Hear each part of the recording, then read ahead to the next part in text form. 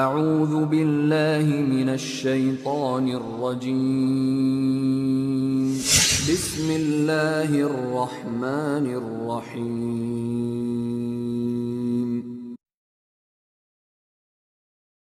طلع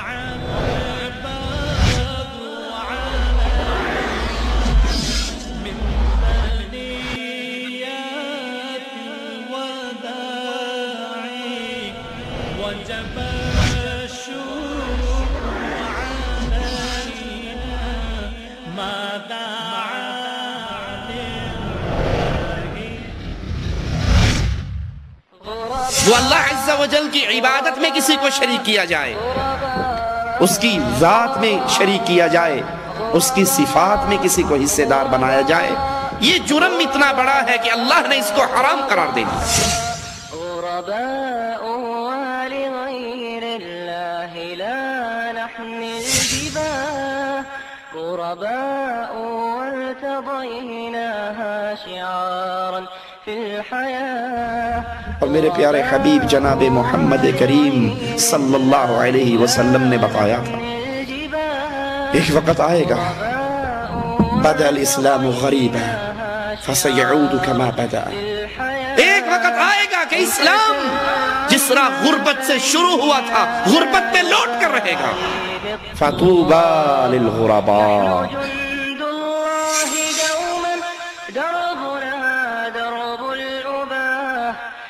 تسل عنا فإنا لا نبالي بالطغاة نحن جند اللہ کے نبی علیہ السلام کے اصحاب کرام کس دین پر تھے؟ سوچئے، اللہ کے لیے عقل کو استعمال کیجئے۔ کیا اللہ کے نبی کے اصحاب کرام کے دور میں کسی کا دربار تھا؟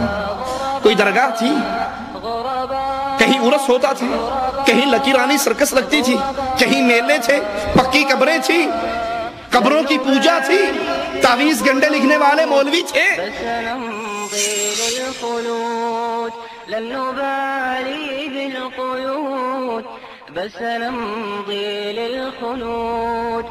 ان الحمد لله نحمده ونستعينه ونستغفره ونعوذ بالله من شرور انفسنا ومن سيئات اعمالنا، من يهده الله فلا مضل له ومن يضلل فلا هادي له، أشهد أن لا إله إلا الله وحده لا شريك له، وأشهد أن محمدًا عبده ورسوله، أما بعد فإن خير الحديث كتاب الله وخير الهدي هدي محمد صلى الله عليه وسلم، وشر الأمور محدثاتها وكل محدثة بدعة وكل بدعة ضلالة وكل ضلالة في النار۔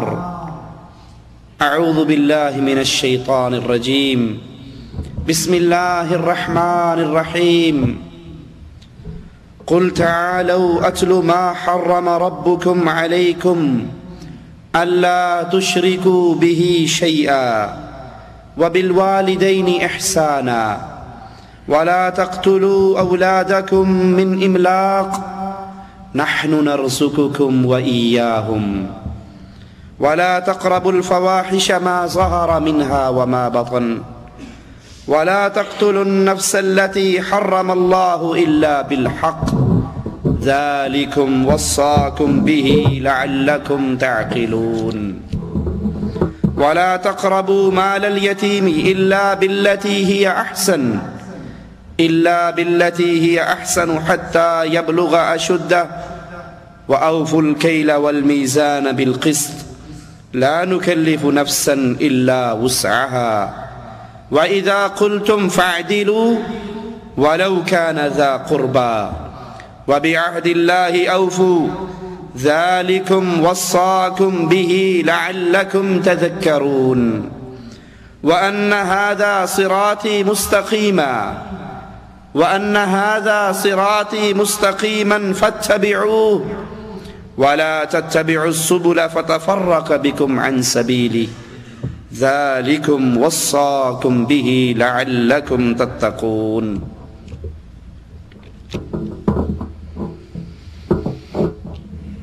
قرآن حکیم کی ان آیات کے بارے میں عبداللہ ابن مسعود رضی اللہ عنہ وارضا فرماتے ہیں من اراد ان ينظر الى وصیت محمد صلی اللہ علیہ وسلم، جو چاہتا ہے امام الانبیاء، امام اعظم، قائد اعظم محمد کریم صلی اللہ علیہ وسلم کی وصیت کو پڑھے، وصیت کو دیکھے، وہ مالک عز وجل کے قرآن کی ان آیات کی تلاوت کر لے۔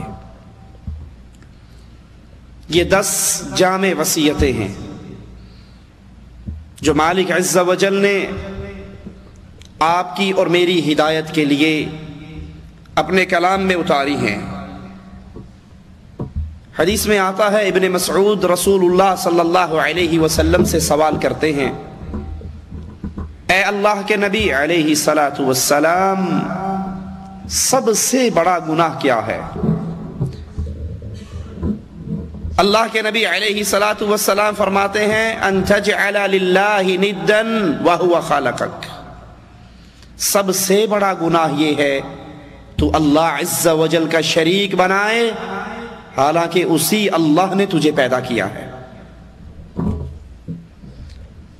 صحابی پوچھتے ہیں اس کے بعد کون سا ہے یا رسول اللہ صلی اللہ علیہ وسلم، اس کے بعد کون سا گناہ ہے؟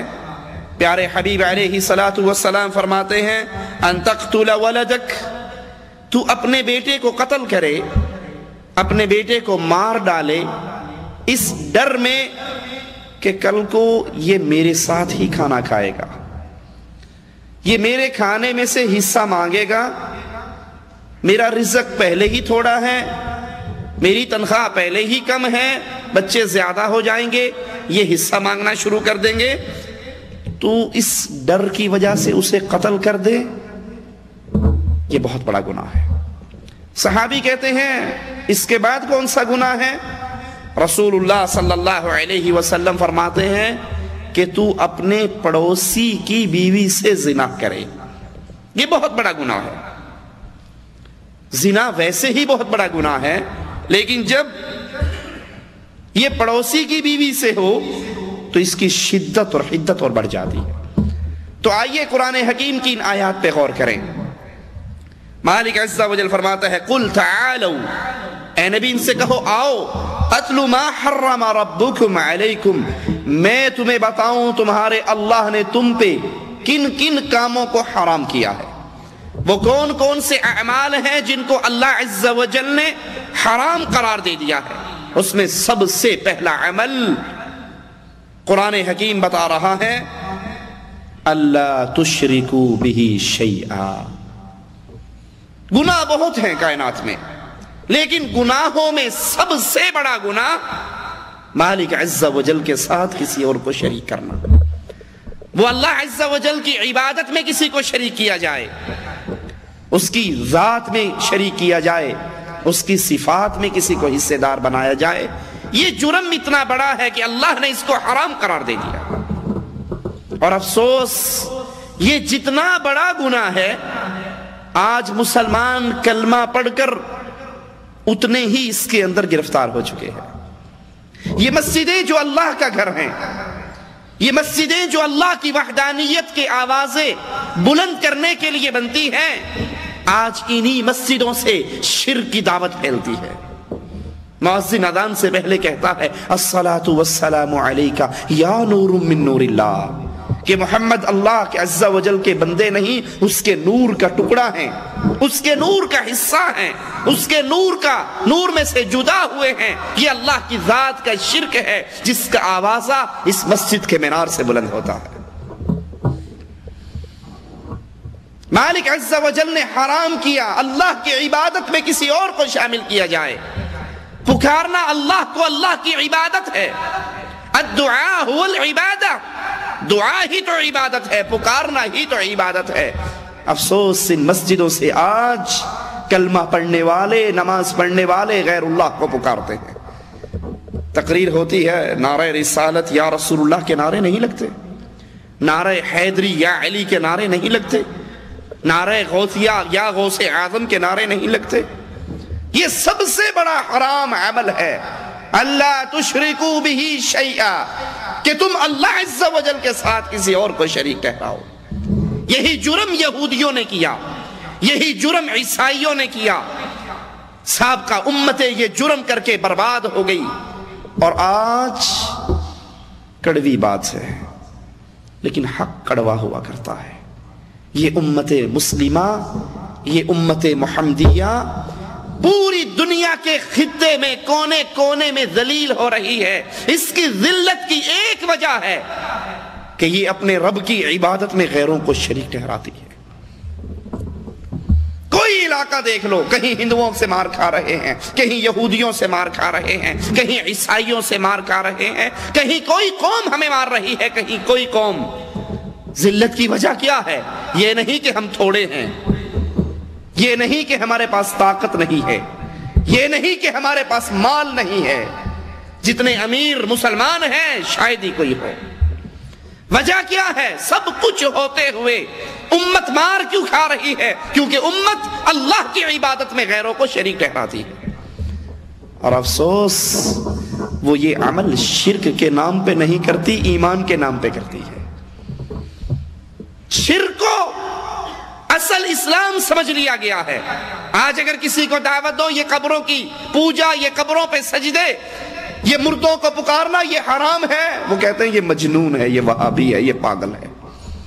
اصل دعوت انبیاء کی دعوت، توحید کی دعوت آج اس کو دینے والے پاگل اور مجنون کے نام سے جانے جاتے ہیں۔ اور میرے پیارے حبیب جناب محمد کریم صلی اللہ علیہ وسلم نے بتایا تھا ایک وقت آئے گا، بدأ الاسلام غریبا فسیعود کما بدأ، ایک وقت آئے گا کہ اسلام جس طرح غربت سے شروع ہوا تھا غربت میں لوٹ کر رہے گا۔ فطوبى للغرباء، اے غریبوں تمہارے لیے مبارکباد ہے، اللہم اجعلنا منہم ومعہم۔ اسلام غربت سے چلا، چچا نے کہا یہ پاگل ہے، چچا بات ماننے کے لیے تیار نہیں، ابو جہل ماننے کے لیے تیار نہیں، ابو لہب ماننے کے لیے تیار نہیں۔ مکہ والوں کے سامنے وہ مکہ والے جو امین بھی کہتے تھے، جو صادق بھی مانتے تھے، جب ان کو یہ دعوت دی گئی تو کہا اس پر جادو ہو گیا ہے۔ اسلام غریب، ایک غلام مان رہا ہے، ایک بچہ مان رہا ہے، ایک عورت مان رہی ہے، ایک بوڑھا مان رہا ہے، باقی ماننے کے لیے تیار ہی نہیں۔ فرمایا ایک وقت آئے گا جس طرح اسلام غربت سے شروع ہوا، اسلام پھر غریب ہو جائے گا۔ آج اللہ کی توحید کی دعوت غربت کی دعوت ہے۔ ہزار آدمیوں کے سامنے یہ بات پیش کرو کہ یا علی مدد کا نعرہ لگانا شرک ہے، ہزار میں سے 2 آپ کی بات مانیں گے، باقی کہیں گے پاگل ہے، انہی بزرگوں کے ذریعے تو اوپر جایا جاتا ہے، یہ کہتا ہے ان کو نہ پکارو۔ تو یہ سب سے بڑی اور سب سے پہلی وصیت مالک عز و جل کی اہل ایمان کے لیے، دنیا والوں کے لیے قیامت کی دیواروں تک، اللہ تشرکو بہ شیئا، اللہ کے ساتھ شرک سے اپنے دامن کو صاف کر لو۔ اور اگر یہ دامن میں غلاظت رہی، یاد رکھنا نمازیں پڑھتے رہو، روزے رکھتے رہو، حج کرتے رہو، زکوٰۃ دیتے رہو، جہاد کرتے رہو، پوری دنیا میں لڑتے رہو، جب تک دامن میں شرک کا عقیدہ موجود ہے نہ دنیا سنور سکتی ہے نہ آخرت سنور سکتی ہے۔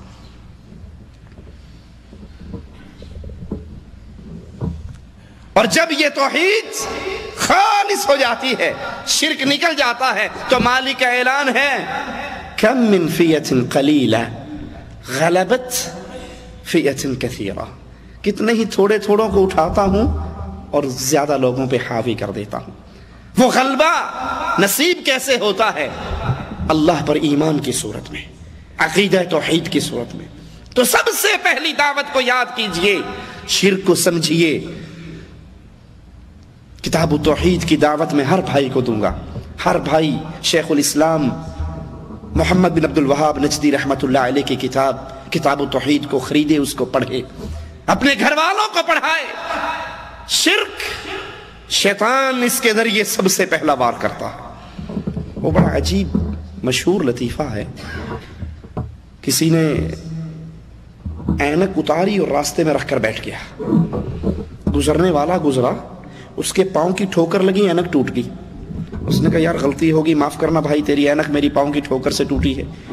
کہا ادھر آؤ, تم دیوبندی تو نہیں ہو؟ بڑا حیران کہ اینک ٹوٹنے سے اس نے کیسے پہچان لیا میں دیوبندی ہوں. کہا ہوں تو دیوبندی, لیکن تو نے کیسے پہچانا؟ کہا کوئی بریلوی ہوتا وہ اینک ٹھیک کروا کے جاتا, پیسے دے کر جاتا, معافی مانگ کر جاتا. اور اگر کوئی وہابی ہوتا کہتا بے وقوف یہ رکھنے کی جگہ ہے, اٹھا اپنی اینک پرے کر. وہ توڑ کے بھی جاتا تو سنا کر بھی جاتا. شیطان کا پہلا وار انسان کے اوپر سب سے پہلے عقیدہ توحید میں ہوتا ہے. جب انسان شرک میں داخل ہو جائے پھر شیطان کو کوئی ضرورت نہیں کہ اس کا اخلاق خراب کرے, اس کا کردار خراب کرے, اس کے معاملات خراب کرے. کیوں؟ جب وہ شرک کروا لیتا ہے بے پرواہ ہو جاتا ہے کہ جتنے مرضی چیلے لگا لے, جتنے مرضی عمرے کر لے, جتنے مرضی روزے رکھ کر لے, جب مرے گا سیدھا جہنم میں داخل ہوگا. تو سب سے بڑی بیماری شرک کی بیماری ہے. اس کو پڑھیے, اس کو سمجھیے, اس کے لیے وقت نکالیے, اپنے گھر والوں کو پڑھائیے, اور پھر اس دعوت کو لے کر ہر گلی اور کوچے میں پہنچ جائیے کہ لوگو اللہ کا پہلا حق یہ ہے اللہ تشرکو بہ شیئا, اللہ کے ساتھ شرک نہ کرو. دوسری وصیت, اور یاد کر لیجئے جب بھی اللہ کی عبادت کے بعد مالک نے کسی چیز کو بیان کیا ہے وَبِالْوَالِدَيْنِ إِحْسَانًا, جہاں اللہ کا حق ہے, اللہ کے حق کے فوراً بعد مالک اکثر مقامات میں قرآن حکیم میں والدین کا حق بیان کرتا ہے. وَقَضَىٰ رَبُّكَ أَلَّا تَعْبُدُوا إِلَّا إِيَّاهُ وَبِالْوَالِدَيْنِ إِحْسَانًا. یہ اللہ کا فیصلہ ہے, عبادت صرف اللہ کی ہوگی, سجدہ صرف اللہ کے لیے ہوگا, طواف عبادت ہے بیت اللہ میں جا کر بیت اللہ کا صرف اللہ کے لیے ہوگا, نظر صرف اللہ کے لیے, نیاز صرف اللہ کے لیے, محبت, خوف, توکل, بھروسہ, امید, یہ سب اللہ کے لیے. اور اللہ نے دوسرا حق جو بیان کیا, دوسری وصیت جو کی ہے وَبِالْوَالِدَيْنِ إِحْسَانًا, اپنے والدین کے ساتھ نیک سلوک کرنا. یاد کر لیجئے دنیا کی ہر نعمت مل جاتی ہے. بیوی نہیں ٹھیک, طلاق دے دو گے اور نکاح ہو جائے گا. بچہ نافرمان ہے اور نکاح کرو گے اللہ اور اولاد دے دے گا. ہر نعمت کو کما سکتے ہو, ہر نعمت کو حاصل کرنے کا کوئی نہ کوئی ذریعہ ہے, لیکن ماں باپ کی نعمت دوبارہ نصیب نہیں ہوتی. اور یہ اتنا بڑا جرم ہے کہ اس کی سزا اللہ دنیا میں رہتے ہوئے انسان کو دیتا ہے. جو ماں باپ کا نافرمان ہے, جو ماں باپ کا گستاخ ہے, ماں باپ کے نافرمان کو سزا اسی دنیا میں رہتے ہوئے ہو جاتی, مل جاتی. اگلے جہان میں جو سزا ہے سو ہے, اسی دھرتی پہ رہتے ہوئے وہ اپنے اس عمل کی سزا دنیا میں پا کے جاتا ہے. عبداللہ ابن عباس رضی اللہ عنہما سے کوئی سوال کرنے والے نے کیا کہ ماں باپ کے ساتھ حسن سلوک, احسان قرآن حکیم میں بار بار آیا ہے, تو احسان کا مطلب کیا ہے؟ فرمایا احسان یہ بات کوئی ایک دو جملوں میں نہیں سمجھائی جا سکتی, یہ تو بڑے لمبے معانی کی حامل ہے. کہا اچھا اگر احسان اتنے لمبی بات ہے تو پھر یہ بتائیے کہ والدین کی نافرمانی کیا ہے, عقوق والدین کیا ہے؟ ابن عباس رضی اللہ عنہما فرماتے ہیں کہ انسان کے پاس ایک کپڑا ہو, چادر ہو جس پہ مٹی پڑی ہوئی ہو, اور وہ اس کو جھاڑے اور وہ مٹی اڑ کر باپ کے اوپر گر جائے. دہراؤں اپنی بات کو, مٹی ہو انسان کے کپڑوں میں اور باپ کے پاس کھڑے ہو کے وہ جھاڑ دے اور مٹی باپ کے سر پہ, باپ کے اوپر گر جائے, اللہ کے ہاں وہ نافرمان لکھ دیا جاتا ہے. مالک کیوں کہتا ہے کہ ان کو اف بھی نہیں کہنا. اف سمجھتے ہو کیا ہے؟ آپ گرمی میں ڈیوٹی کر کے گھر آئے, امی کہتی ہے جا بیٹا بازار سے دودھ پکڑ لا. آپ دودھ لے کر ابھی آ کر بیٹھے تھے, وہ کہتی بیٹا بھول گئی, وہ تو عصیر بھی چاہیے تھا, عصیر بھی لے کر آؤ. آپ کہتے پہلی دفعہ ہی کیوں نہیں بتا دیا, اتنی گرمی میں بار بار کیوں بھیج رہے ہو؟ اچھا چلو کوئی بات نہیں, جاؤ لے کر آؤ. آپ جاتے ہو لے کر آتے ہو, واپس آئے, او بیٹا وہ تو دہی بھی چاہیے تھا وہ نہیں لائے. اب آپ کو بار بار گرمی میں جانا پڑ رہا ہے. اف کہنا حرام ہے والدین کو. یہ اف کیا ہے؟ تیسری بار جو آپ گئے تو طبیعت میں غصہ آتا نا, یہ جو ہے یہ حرام ہے. مالک کہتا ہے یہ سب سے چھوٹا جملہ ہے. باپ کی ماں کی کسی بات پہ انسان کو غصہ آئے اور وہ چلتے ہوئے اف، یہ سب سے چھوٹا جملہ ہے. اور یہ کہنا ماں باپ کو حرام ہے. وہ بدنصیب کیسا ہے جو بیوی کے کہنے پر ماں کو گھر سے نکال دیتا ہے. وہ بدنصیب کیسا ہے جو بیوی کے کہنے پر باپ کو اولڈ ہاؤس میں جمع کروا آتا ہے کہ بڈھا رات کو کھانستا ہے، ہماری نیند خراب ہوتی ہے، بیگم صاحبہ کی نیند خراب ہوتی ہے. اے بدنصیب، بیوی تو ایک نہیں 10 مل جائیں گی، لیکن ماں اور باپ دوبارہ نہیں ملے گا. تو نہیں سمجھتا جب تو بچہ تھا، رات کو روتا تھا، تیرا باپ تجھے کندھے لگا کے جاگا کرتا تھا، تو پیشاب کر دیا کرتا تھا، سردیوں کی رات میں ماں گیلی جگہ پہ سوتی تھی، تجھے خشک پہ سلاتی تھی. تجھے تکلیف ہو جاتی، ماں باپ ساری ساری رات رو رو کر گزارا کرتے تھے.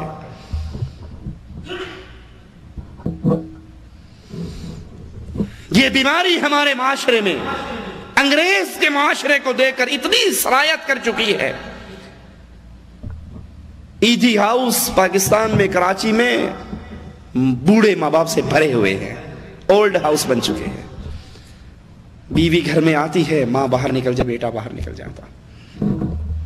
اور اس ماں باپ کا حق کیا ہے؟ رسول اللہ صلی اللہ علیہ وسلم کے پاس صحابی آتے ہیں اور کہتے ہیں میں جہاد کے لیے آپ کے پاس، آپ کے ساتھ جانے کے لیے آیا ہوں. کہا کیا تیرے ماں باپ زندہ ہیں؟ کہا ہاں، نہ صرف زندہ ہیں بلکہ میں جہاد کے لیے جب نکلا تو وہ رو رہے تھے. جہاد سے بڑا کوئی عمل ہے اسلام میں؟ ایمان لانے کے بعد اللہ کے لیے قتال کرنے سے بڑا کون سا کام ہوگا؟ اور وہ قتال بھی آج کر کی لڑائیاں نہیں، بلکہ محمد کریم صلی اللہ علیہ وسلم کی ساتھ رہ کر جنگ ہے، غزوہ ہے. اللہ کے نبی گھر سے نکلا ہوں، ماں بھی رو رہی ہے، باپ بھی رو رہا ہے. کہا واپس جا، واپس جا، ان کو ہنسا کر آ جیسے تو ان کو رلا کر آیا ہے، اور وہیں رہ کے ان کی خدمت کر. تیرا ان کی خدمت کرنا ہی جہاد ہے. یمن سے ایک نوجوان آتا ہے ہجرت کر کے، پوچھتے ہیں کیا تیری ماں زندہ ہے؟ کہا ہاں میری بوڑھی ماں زندہ ہے. کہا تجھے حکم ہے نبی کریم کا، واپس جا اور اپنی ماں کی خدمت کر. جہاد سے اللہ کے نبی نے واپس موڑا، ہجرت سے اللہ کے نبی صلی اللہ علیہ وسلم نے واپس موڑا. اور ہمارے ہاں ماں کو گالی دینا، ماں کو مارنا، ماں کے ساتھ بدتمیزی کرنا، ماں کے ساتھ اونچی آواز میں کلام کرنا، ماں کو ڈانٹنا. تجھے کیا پتا ہے بوڑھی، تو کیا جانتی ہے؟ میں جانتا ہوں، میں سمجھتا ہوں. میری بیگم صحیح کہتی ہے، تو غلط کہتی. بیویوں کے پیچھے لگ کر ماؤں کا خرچہ بند کر دیتے ہیں، ماؤں سے ملنا بند کر دیتے ہیں، ماں سے ملاقات ختم کر دیتے ہیں. یاد کر لو یہ بہت بڑا جرم ہے. اور اولاد ہے نا، کل کو تم اس مقام پر پہنچو گے. جو آج اپنے ماں باپ سے کر رہے ہو، کل کو یہ تمہارے ساتھ کرے گی. ایک بیٹا اپنے باپ کو اٹھا کر ٹوکرے میں ڈال کر سمندر میں پھینکنے کے لیے چلا. جب پھینکنے لگا تو اس نے کہا بیٹا تھوڑا سا آگے کر کے پھینکنا. کہا کیوں؟ کہا میں نے اپنے ابا کو یہیں پھینکا تھا، تیرا تجھے اس سے بھی آگے پھینکے گا. یہ ماں باپ کوئی چھوٹی چیز نہیں ہے. اگر کافر ماں باپ ہیں، مسلمان تو بہت دور کی بات ہے، اگر کافر ماں باپ ہے تو کافر ماں باپ کے ساتھ بھی بدتمیزی کی اجازت اسلام نہیں دیتا.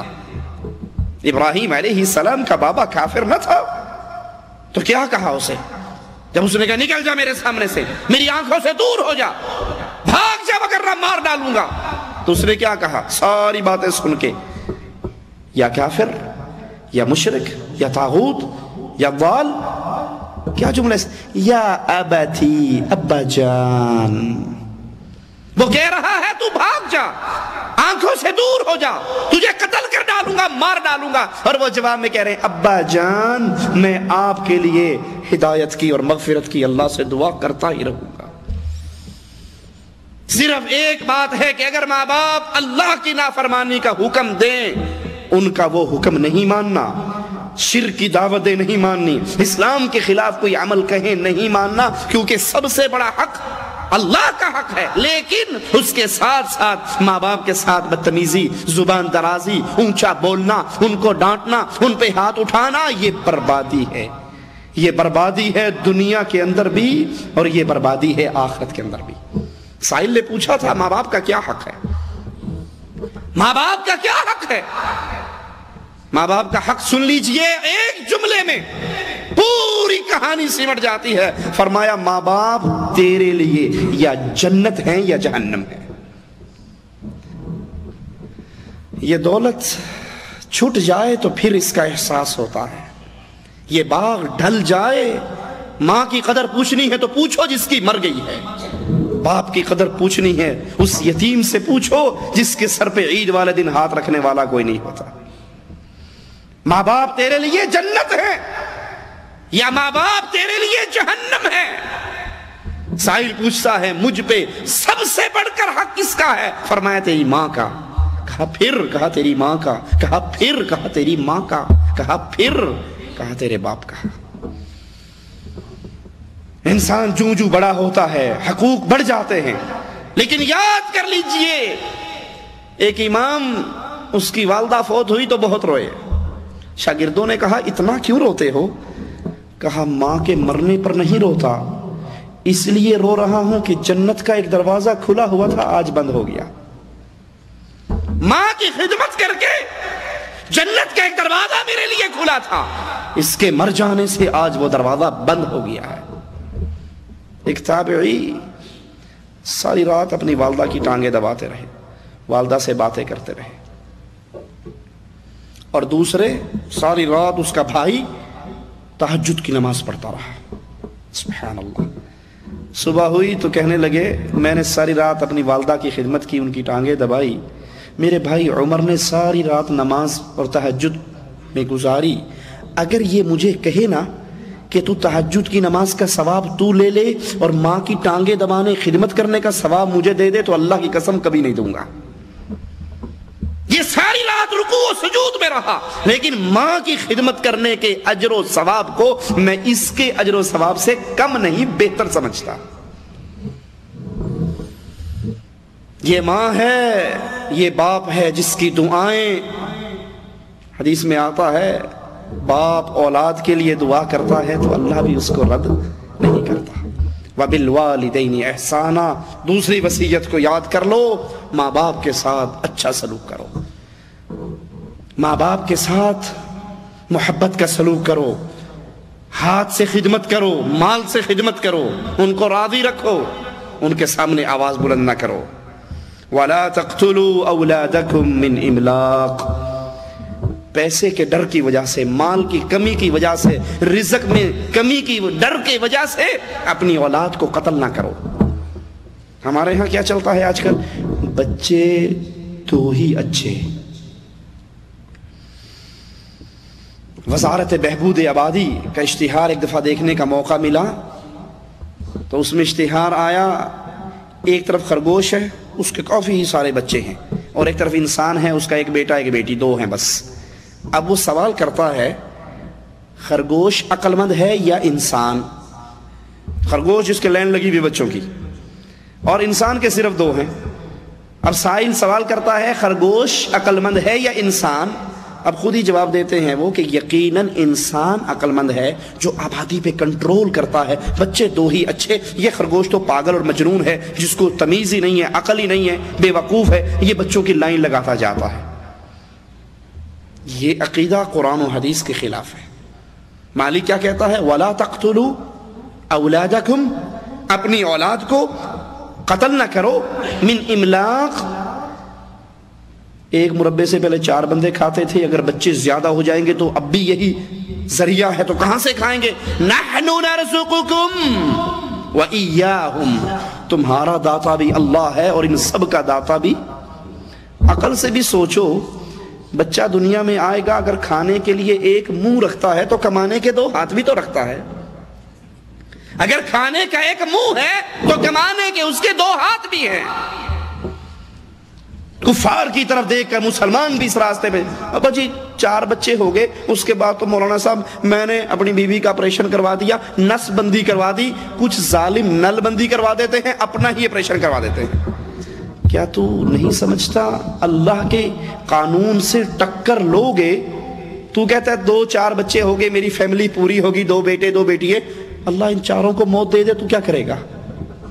اور کتنے ہی ہم نے ایسے کیس دیکھے ہیں، میاں بیوی دونوں نے اپنا اپنا سسٹم ختم کروایا، 2-3 بچوں کے بعد ایکسیڈنٹ ہوا، سارے بچے مر گئے، اب یہ ڈنڈے بجاتے پھر رہے ہیں۔ تو یہ اللہ پر توکل کے خلاف ہے کہ انسان اپنی اولاد کو اپنی بیویوں کی نسل بندی کروا دے، منصوبہ بندی کروا دے، اس ڈر سے کہ اولاد زیادہ ہو جائے گی، وسائل اتنے نہیں ہیں۔ مالک کہتا ہے رازق میں ہوں، اور مالک کے خزانوں میں کمی نہیں آیا کرتی، اس کے خزانے وَلِلَّهِ خَزَائِنُ السَّمَاوَاتِ وَالْأَرْضِ، زمین و آسمان کے سارے خزانے اللہ عز و جل کے کنٹرول میں۔ اپنی بیویوں کو تعلیم دو، سمجھاؤ، رسول اللہ صلی اللہ علیہ وسلم کی حدیث بتاؤ، جنتی عورت کا تعارف کرواتے ہوئے اس کی صفات میں سے اللہ کے نبی نے ایک صفت یہ بھی بیان کی ہے کہ وہ زیادہ بچے پیدا کرنے والی۔ آپ نے فرمایا شادیاں کرو، زرخیز عورتوں سے شادیاں کرو جن کی اولاد زیادہ ہو، تاکہ قیامت کے دن میں اپنی امت کی کثرت پہ فخر کروں گا۔ یہ سوچ کفار کی سوچ ہے، بچے 2 ہی اچھے، یہ مسلمان کی سوچ نہیں۔ وَلَا تَقْرَبُوا الْفَوَاحِشَ مَا ظَهَرَ مِنْهَا وَمَا بَطَنَ، بے حیائی کے جتنے طریقے ہیں ان کے قریب نہ جاؤ، ان سے دور ہو جاؤ۔ وہ اعلانیہ ہوں، چھپے ہوئے ہوں، یا بالکل اوپن ہو، پبلک کے سامنے بھی بے حیائی کی بات نہ کرو، اور تنہائی کے اندر بھی ہو تب بھی گناہوں سے بچ جاؤ۔ صحیح بخاری میں عبداللہ ابن مسعود بیان کرتے ہیں کہ رسول اللہ صلی اللہ علیہ وسلم نے فرمایا لا احد اغیر من اللہ، اللہ سے زیادہ غیرت والا اور کوئی نہیں۔ وَلِذَلِكَ حَرَّمَ الْفَوَاحِشَ مَا ظَهَرَ مِنْهَا وَمَا بَطَنَ، اسی لیے اللہ نے بے حیائی کے سارے کاموں کو حرام کیا ہے۔ بے حیائی کے کاموں کے قریب بھی نہ جاؤ۔ کیا مطلب؟ جب چھٹی جاؤ سعودیہ سے تو بڑا سارا ٹیلی ویژن کا سیٹ لے جانا نہ بھولو، اور انڈیا پاکستان پہنچ کر ڈش انٹینا لگا کر، کیبل لگا کر گندے پروگرام سارے خود اور میاں بیوی کے ساتھ بیٹھ کر دیکھنا نہ بھولو۔ یہی مطلب ہے نا اس کا۔ آپ دیکھ لو ایئرپورٹ پہ جاتے ہوئے جب جا رہے ہوتے ہیں بڑا سارا ٹیلی ویژن اوپر لکھا ہوا ہے حاجی اللہ دیتا۔ یہ کیا ہے؟ اجی بیگم نے فون کیا تھا، پورے محلے کے اندر ڈش انٹینا لگ گیا ہے، ایک ہم ہی دقیانوس رہ گئے ہیں کہ ہمارے گھر میں ڈش انٹینا نہیں ہے، اب تو کیبل بھی آ گئی ہے، اور ہمارا وہ پرانا چھوٹا سا black and white T V ہے، اس دفعہ آتے ہوئے کلرڈ لے کے آنا تاکہ ڈش انٹینا لگا کے اس لعنت کو گھر میں سجا کے ہم مل بیٹھ کر یہ کام کریں گے۔ اللہ عز و جل نے برائی اور بے حیائی کے کاموں کو حرام کیا ہے، وہ کھلے ہوئے ہوں تب بھی حرام ہے، اور وہ چھپے ہوئے ہو تب بھی حرام ہے۔ مالک عز و جل فرماتا ہے وَلَا تَقْتُلُوا النَّفْسَ الَّتِي حَرَّمَ اللَّهُ إِلَّا بِالْحَقِّ، کسی جان کو ناجائز قتل نہ کرو، الا بالحق، ہاں حق کے ساتھ قتل کرنا جائز ہے انسانوں کو، اس کے علاوہ کسی حال میں قتل کرنا جائز نہیں۔ حق کے ساتھ کیسے؟ شادی شدہ زنا کرے تو شریعت اس کو رجم کرنے کا حکم دیتی ہے، یہ قتل حق کے ساتھ ہے۔ کسی نے کسی کو قتل کیا، قصاص کے اندر بدلے کے طور پہ اس کو مار دیا جائے گا، یہ حق کے ساتھ قتل ہے۔ اور مسلمان اسلام لانے کے بعد مرتد ہو جائے، اسلام کی کسی چیز کا انکار کر دے، مرتد ہو جائے، اسلام سے خارج ہو جائے، اب اس مرتد کو قتل کر دیا جائے گا۔ یہ 3 طریقے حق کے ساتھ قتل کے ہیں، اس کے علاوہ شریعت کسی کو قتل کرنے کی اجازت نہیں دیتی۔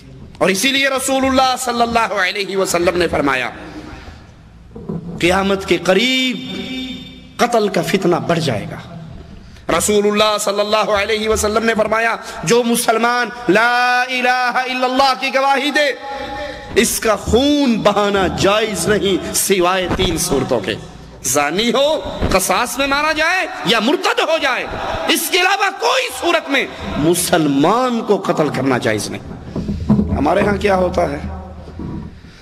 اس سے پہلے حدیث کا واقعہ سن لیجئے۔ ایک صحابی نے کافر کو دوران جنگ گرا لیا، اوپر چڑھ گئے، قبضہ کر لیا، اب قتل کرنے کے لیے تلوار اٹھائی، اس نے نیچے سے کہا اشہد ان لا الہ الا اللہ وحدہ، اشہد ان لا الہ الا اللہ واشہد ان محمد رسول اللہ، کلمہ پڑھ لیا۔ اس صحابی نے کلمہ پڑھنے کے باوجود اس کو قتل کر ڈالا۔ خبر رسول اللہ صلی اللہ علیہ وسلم تک پہنچی، آپ نے پوچھا اے خالد تو نے اس کو قتل کیا اور وہ کہہ رہا تھا لا الہ الا اللہ؟ جواب میں حضرت خالد فرماتے ہیں یا رسول اللہ صلی اللہ علیہ وسلم وہ تو ڈر کی وجہ سے کہہ رہا تھا، وہ ڈر کی وجہ سے کلمہ پڑھ رہا تھا، دل سے نہیں پڑھا۔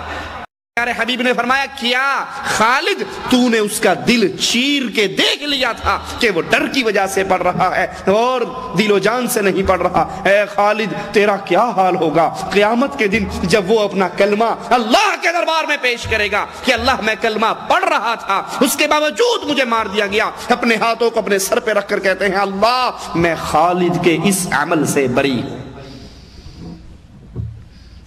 بظاہر یہی نظر آتا ہے، ظاہری بات یہی ہے کہ وہ نیچے گرا ہوا، تلوار اٹھی ہوئی اور اس نے پڑھ لیا، ہو سکتا ہے ڈر کے ہی پڑا ہو، لیکن اللہ کے نبی کیا کہتے ہیں کیا تو نے اس کا دل چیر کے دیکھا؟ اب سوچئے کہ وہ جنگ کے اندر گرا ہوا کلمہ پڑھے تو اس کو قتل کرنے کی اجازت نہیں۔ مسجدوں کے اندر جو بم دھماکے ہوتے ہیں اس میں کتنے مسلمان مارے جاتے ہیں، یا جہاد کے نام پہ جو فساد ہمارے ملکوں میں اب چل رہا ہے، گاڑی کے اندر بم فٹ کیا، ایک کافر مرا، 20 مسلمان مر گئے، اس 20 مسلمانوں کا خون کس کے سر پہ ہے؟ تو نے ایک کافر کو تو مارا لیکن اس کے ساتھ 18 کلمہ پڑھنے والے بھی تو مارے گئے، ان مسلمانوں کا خون کس کے سر پہ ہے؟ مالک عز و جل حرام کر رہا ہے کسی جان کو قتل نہ کرو الا بالحق، سوائے حق کے ساتھ۔ اور ہمارے ہاں نہ قاتل کو پتا ہے مار کیوں رہا ہوں، نہ مقتول کو پتا ہے کیوں مر رہا ہوں، باہر بیچارہ سبزی لینے کے لیے جاتا ہے اور اس کی لاش گھر میں واپس آ جاتی۔ ذالکم وصاکم بہ، یہ اللہ تمہیں وصیت کر رہا ہے، یہ اللہ تمہیں حکم دے رہا ہے کہ اللہ عز و جل کی شریعت کے مطابق چلو۔ ولا تقربوا مال اليتیم الا بالتي هي احسن حتى يبلغ اشدہ، یتیم کے مال کے قریب نہ جاؤ سوائے اچھے طریقے سے۔ کوئی یتیم ہو گیا، مر گیا، ماں باپ اس کے، اب اس کا مال آپ کے پاس ہے، آپ کے بھتیجے ہیں، آپ کے بھانجے ہیں یا غیر ہیں، اس کے مال کی نگہداشت کرو۔ اگر اللہ نے تمہیں دیا ہوا تو اس سے کچھ نہ لو، اور اگر تم فقیر ہو تو اس کے مال کو تجارت میں لگا کے، کاروبار کر کے، جو بھی کر رہے ہو اس میں اپنا جو تھوڑا بہت گزارے کا سسٹم ہے وہ چلاتے رہو اس کے مال کی نگہداشت کے بدلے میں، لیکن حرام کاری اس یتیم کے مال میں نہ کرو۔ رسول اللہ صلی اللہ علیہ وسلم فرماتے ہیں جو یتیم کا مال کھاتا ہے وہ اپنے پیٹ میں جہنم کی آگ بھرتا ہے۔ یتیم کا مال کھانے والا کتنے ہیں ہم میں سے؟ بھائی مرا، بھتیجوں کو بھگا دیتے ہیں، جائیداد پہ سارا قبضہ ہو جاتا ہے۔ یہ بیماری ہمارے ہاں ہے یا نہیں ہے؟ مولویوں نے یتیموں کا مال کھانے کے لیے اپنی بدکاریوں پہ اسلام کا چولا چڑھا لیا، حالانکہ رسول اللہ صلی اللہ علیہ وسلم نے فرمایا تھا کہ یتیم کی کفالت کرنے والا جنت میں میرے ساتھ یوں ہوگا۔ یتیموں کے ساتھ اچھے سلوک کا حکم دیا گیا، یتیموں کو پیار کرنے کا حکم دیا گیا، ان سے محبت کرنے کا حکم۔ اور ہمارے یہاں کیا ہوتا ہے؟ باپ مرا، مولوی صاحب رومال سنبھال کے پہنچ گیا، السلام علیکم، تیرا ابا مر گیا؟ آہو جی مولوی صاحب مر گیا، پہلے دن دی ختم دی دیگ چڑھا دے، چلو دیگ چڑھاؤ، پہلے دن کا ختم دلواؤ، دوسرے دن کا ختم، تیسرے دن کا ختم، 7ویں کا ختم، 9ویں کا ختم، 10ویں کا ختم، 20ویں کا ختم، 40ویں کا ختم، پھر قول، پھر برسی۔ اللہ کرے گا انہیں کوئی اور مر جائے گا، میرا دھندا چلتا رہے گا۔ اللہ کے نبی علیہ الصلوۃ والسلام کا فرمان کیا ہے؟ جو مر جائے تم پڑوسیوں کا حق ہے، وہ تو بیچارے غم میں ہیں، تم کچھ پکا کر ان کے گھر میں بھیجو، تم انہیں کچھ کھلاؤ، تم ان کا غم بٹواؤ۔ ادھر باپ مر جاتا ہے، ادھر یتیم دیگ والے کو بلانے چلے جاتے ہیں، مولوی صاحب نے کہا ہے ختم پڑھنا ہے، مولوی صاحب نے کہا ہے تیسرے دن کا ختم، گٹھلیوں کے اوپر آیت کریمہ کا ورد کرنا ہے، اور کرنے والے 100 درویش آئیں گے، ان سب کو کھانا کھلانا ہے۔ ریاض میں ایک جگہ میں جمعے کا خطبہ دیا کرتا تھا، میرے پاس ایک بنگلہ دیش کا ایک ساتھی آیا، واللہ مسجد میں کھڑے ہو کر اس کا واقعہ آپ کو سناتا ہوں، مولوی کس طرح یتیموں کا مال کھاتے ہیں۔ وہ کہا حضرت میں 500-400 بیچارہ مزدور آدمی بنگلہ دیش سے گیا، میرے ابا جان فوت ہو چکے تھے، 3 مولوی بنگالی میرے گھر آ گئے، کہنے لگے تیرا ابا مر گیا؟ میں نے کہا جی مر گیا۔ کہا تجھے پتا ہے وہ نماز نہیں پڑھتا تھا؟ میں نے کہا جی مجبوری، میں تو سمجھایا کرتا تھا، نہیں پڑھی تو کیا کروں؟ کہا تجھے پتا ہے وہ جہنم میں جل رہا ہے؟ میں نے کہا ٹھیک ہے بے نماز نہیں تھا تو جہنم میں جلے گا، میں کیا کر سکتا ہوں؟ کہا بے وقوف، تو اس کو جہنم سے نکال کے جنت میں بھیج سکتا ہے۔ میں نے کہا مولوی صاحب میرے لیے کیا حکم ہے، میں کروں گا، مجھے بتاؤ میرا ابا جہنم سے کیسے بچ سکتا ہے؟ کہا اس نے اتنے سال نمازیں نہیں پڑھی، اتنے سال کی نمازیں ہم 3 مولوی آپس میں ڈیوائیڈ کر کے ہم پڑھ لیں گے، اس کی ادا ہو جائے گی، وہ جہنم سے نکل کے جنت میں چلا جائے گا۔ کہا مولوی صاحب بڑی مہربانی۔ کہا نہیں سوکیج نہیں کم ہونا، 27,000 ٹکا ہم لیں گے، اگر تم 27,000 ٹکا 9,000 ایک مولوی کو آئے گا دے دو تو تمہارا باپ جہنم سے نکل کے جنت میں جا سکتا ہے۔ کہا مولوی صاحب میں 2 سال کی چھٹی کے بعد کچھ اتنے ہی پیسے بچا کر لے گیا تھا، میں نے ان مولویوں کو دے دیے، اب آپ مجھے مسئلہ بتاؤ ہمارا باپ جنت میں چلا گیا ہوگا؟ واللہ بتا رہا ہوں مسجد میں کھڑے ہو کر۔ میں نے کہا وہ تو جنت میں اگر نہ بھی گیا ہوگا، ان مولویوں کی جہنم کم از کم ضرور پکی ہوگی۔ یہ یتیموں کے مال کھانے کے ڈھونگ ہیں کہ پہلے دن کا ختم، یہ دوسرے کا ختم، یہ تیجے کا ختم، یہ 7واں، یہ 9واں، یہ 10واں، یہ 40واں، یہ کل، یہ برسی، یہ سارا ڈھونگ اپنایا ہے مولویوں نے اپنے پیٹ کا دھندا کرنے کے لیے۔ یتیموں کا مال کھانا حرام ہے۔ بھائی مر جائے تو اس کی اولاد کو اس کی وراثت سے محروم نہ کرو، جتنا وراثت سے محروم کرو گے، یتیم کا جتنا مال کھاؤ گے وہ تمہارے پیٹ میں مال نہیں جہنم کی آگ جائے گی۔ نہ اس کا نام اسلام کا نام لے کے ان غریبوں کا مال کھاؤ، اور نہ قبضہ کر کے اس کا مال کھاؤ، بلکہ یتیم کی کفالت کرو۔ آج اللہ نے ان کو یتیم کر دیا، کیا کل کو اللہ تیرے بچوں کو یتیم نہیں کر سکتا؟ تو اللہ سے لکھوا کر آیا، تو نے 100 سال سے پہلے نہیں مرنا، وہ تو جس کو چاہے جب چاہے اٹھا لے۔ یتیموں کے ساتھ محبت کرو، پیار کرو۔ دل جو گناہوں سے سخت ہو جاتے ہیں وہ یتیموں سے پیار کرنے کی وجہ سے ان دلوں میں نرمی آتی ہے۔ وَأَوْفُوا الْكَيْلَ وَالْمِيزَانَ بِالْقِسْطِ، ناپ تول پورا پورا کرو۔ پچھلی امتوں کی بربادی کا ایک سبب یہی ناپ تول کی کمی تھی، جب لیتے ناپتے اور تولتے پورا، اور جب دیتے ڈنڈی مار کے دیتے۔ آپ نے بھی دیکھا ہوگا ہمارے ہاں ترازو میں وہ درمیان میں چھوٹی سی کلی لگی ہوتی ہے، ترازو میں وہ یہاں سے ہاتھ سے اڑا دیتا ہے، اب دیکھو جی پورا ہو گیا۔ کسائی سے گوشت لینے جاؤ 1 کلو، اور گھر میں بھی کانٹا رکھ لو، کبھی بھی کلو نہیں نکلے گا الا من رحم ربی۔ وہ جب تھوڑا سا کم ہوتا ہے 2-3 بوٹیاں اتنی زور سے پلڑے میں پھینکتا ہے یوں کر کے کہ پلڑا اپنے آپ زور سے جھکتا ہے، بس وہ جھکتا ہے تو کیس اٹھا لیتا ہے، دیکھو جی کلو ہو گیا پورا، ہیلو۔ امتوں کی بربادیوں کا سبب ناپ تول میں کمی، سابقہ امتیں برباد ہوئی، اور یہاں بھی مالک عز و جل حکم دے رہا ہے ناپ تول کے اندر کمی نہ کرو، اس میں ڈنڈی نہ مارو۔ کیوں؟ کیا تمہیں یقین نہیں کہ ایک دن تم نے بھی اٹھ کر اللہ کے دربار میں جانا ہے؟ عبداللہ ابن عمر رضی اللہ عنہ وارضاہ ایک جنگل میں سے گزرتے ہیں، چرواہا بکریاں چرا رہا، اس سے کہتے ہیں کہ ایک بکری ان بکریوں میں سے مجھے بیچ دے۔ وہ کہنے لگے کہ میں تو خود ملازم ہوں، غلام ہوں اپنے آقا کا، میں کیسے بیچ سکتا ہوں؟ کہا اگر تیرا آقا سوال کرے کہ ایک بکری کہاں گئی، اس سے کہنا اکلہ الذئب، بھیڑیا آیا اور بکری اٹھا کے چلا گیا۔ یہ 1-2 گرام 10 گرام 20 گرام کی ڈنڈی مار کے کیا مل جائے گا؟ کیا کوٹھیاں بن جائیں گی میری اور آپ کی؟ لیکن آخرت ضرور برباد ہو جائے گی۔ اللہ ہم سب کی آخرت کو بہتر بنائے۔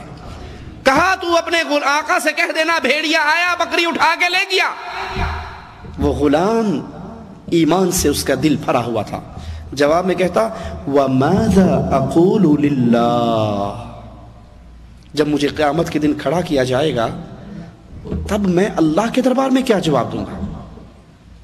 آقا کو تو یہ کہہ کر چپ کروا لوں گا کہ بکری کو بھیڑیا اٹھا کر لے گیا، لیکن اللہ کے دربار میں بھی تو پیشی ہونی ہے۔ اللہ کے دربار میں بھی تو کھڑا ہونا ہے، وہاں اللہ کے سامنے کیا جواب دوں گا؟ وَإِذَا قُلْتُمْ فَاعْدِلُوا، جب بھی بات کرو عدل والی کرو، وَلَوْ كَانَ ذَا قُرْبَى، اگرچہ وہ بات اپنے ہی کسی کے خلاف جا رہے ہو۔ یہ نہیں کہ گواہی دیتے ہوئے اگر گواہی کسی اپنے کے خلاف آ گئی تو فوراً ڈنڈی مار جاؤ، اور غیر قوم کے خلاف آ گئی تو بالکل سیدھے ہو جاؤ۔ رسول اللہ صلی اللہ علیہ وسلم فرماتے ہیں پچھلی امتیں اس لیے برباد ہوئیں، ان میں جب کوئی غریب گناہ کرتا اس پہ حد جاری کر دی جاتی، اور جب کوئی امیر گناہ کرتا تو اس کو چھوڑ دیا جاتا۔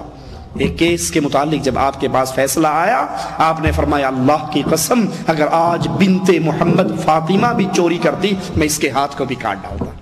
گواہی دینی ہو، شہادت دینی ہو، ہمیشہ حق اور سچ کی گواہی دیجئے، شہادت دیتے ہوئے اللہ کا ڈر اپنے دل میں بٹھائیے۔ اپنے ہوں، وہ مولوی صاحب سے پوچھا مولوی صاحب اگر کوئی آدمی فلاں جرم کر لے اس کا کیا کفارہ ہے؟ تو حل سمجھتے ہو نا آپ، جو بیل کے پیچھے لکڑی باندھ کے زمینوں میں پرانے انداز پہ کاشتکاری ہوتی تھی اسے حل کہتے تھے۔ کہنے لگا حل کو کھڑا کر لو اور اس کے سائیڈوں پہ روٹیاں پکا پکا کے رکھتے جاؤ، جب سارا حل اس میں ڈوب جائے تو یہ ساری روٹیاں فقیروں میں تقسیم کر دو۔ اس نے کہا اچھا مولوی صاحب اس گناہ میں آپ کا بیٹا بھی شامل ہے؟ کہتا اچھا، کہتا ہاں، کہتا حل نو لمبا پالو تے دے اوتے روٹیاں رکھنے لگ جاؤ، جنہیں چھپ جے وہ بن دے۔ جب پتہ لگا میرا بیٹا بھی اس گناہ میں شامل ہے تو کہا کھڑا کرنے کی بجائے لمبا ڈال لو، اس کے اوپر روٹیاں رکھتے رہو، جتنی 15-20 روٹیوں سے بھر جائے گا اس کو۔ کبھی بھی گواہی دیتے ہوئے یہ نہ دیکھیے میرے سامنے میرا بھائی ہے، عزیز ہے، دوست ہے، دوستی خراب ہو جائے گی۔ آپ دوستی خرابی کی بچت کے لیے جھوٹ بول جاؤ گے، کہیں اس کی وجہ سے آپ کی اور اللہ کی دوستی خراب نہ ہو جائے۔ تو مالک حکم دے رہا ہے وَإِذَا قُلْتُمْ، جب بھی بات کرو، جب بھی فیصلہ تمہارے پاس آئے تو فوراً فَاعْدِلُوا، عدل والی بات کرو، وَلَوْ كَانَ ذَا قُرْبَى، اگرچہ یہ فیصلہ کسی قریبی کے خلاف کیوں نہ جاتا ہو۔ وَبِعَهْدِ اللَّهِ أَوْفُوا، اللہ کے وعدے کو پورا کرو، اللہ کے ساتھ کیے ہوئے عہدوں کو پورا کرو، اللہ کے نام پہ کوئی عہد کر لو اس کو بھی پورا کرو۔ آپ سے اور مجھ سے ایک عہد میرے اللہ عز و جل نے لیا ہے عالم ارواح کے اندر۔ قرآن حکیم خبر دیتا ہے عالم ارواح میں اللہ نے سب سے عہد لیا، پوچھا الستو بربکم، الستو بربکم، کیا میں تمہارا رب نہیں ہوں؟ قالوا بلا شہدنا، سب نے گواہی دے کر کہا کہ اللہ تو ہمارا رب ہے۔ وہ قبروں کو پوچھتے ہوں، وہ مندروں کو پوچھتے ہوں، عالم ارواح میں وہ اللہ سے عہد کر کے آئے ہیں کہ ہم مانتے ہیں اللہ تو ہمارا رب ہے۔ مالک نے کہا پھر 2 بہانے قیامت کے دن میں نہیں سنوں گا، 2 بہانے قیامت کے دن اللہ نہیں سنے گا۔ کون کون سے؟ پہلا بہانہ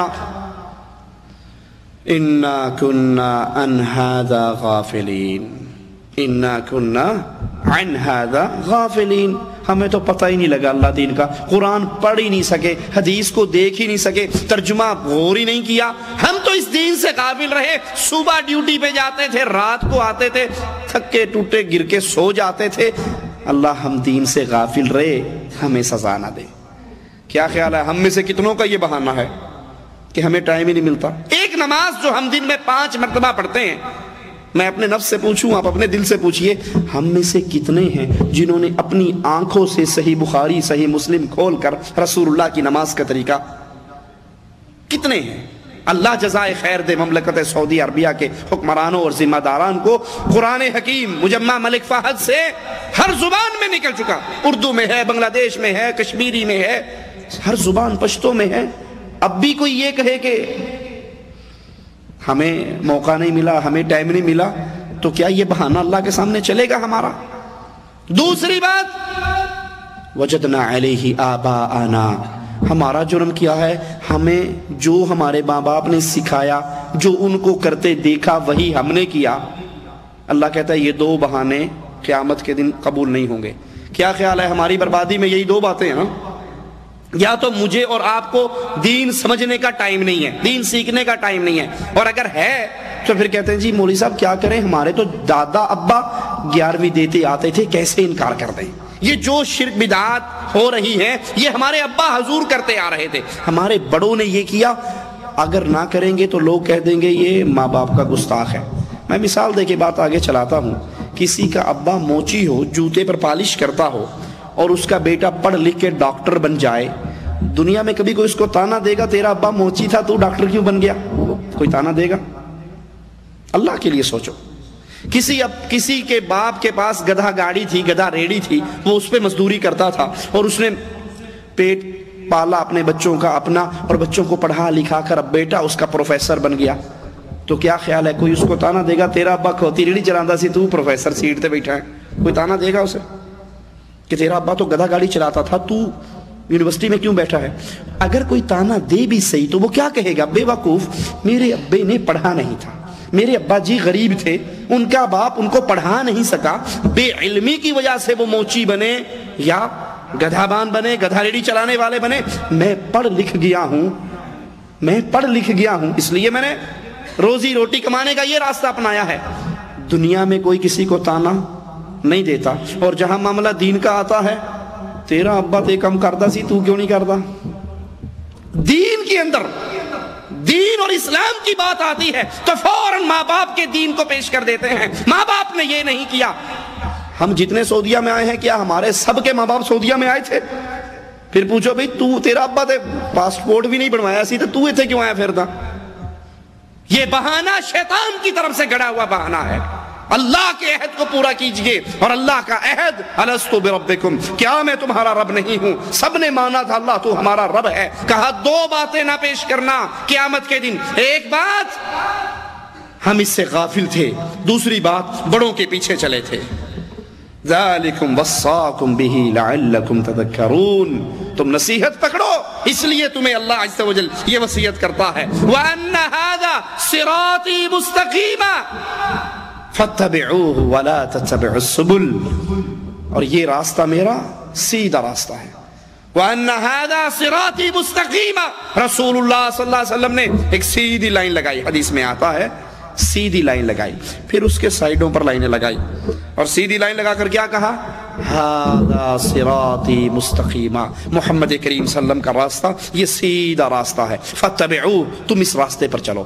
سائیڈوں پر جو لائنیں لگائی، کہا ہر راستے پر شیطان بیٹھا ہے، ہر راستے پر شیطان بیٹھا ہے، وہ تمہیں گمراہ کرنا چاہتا ہے.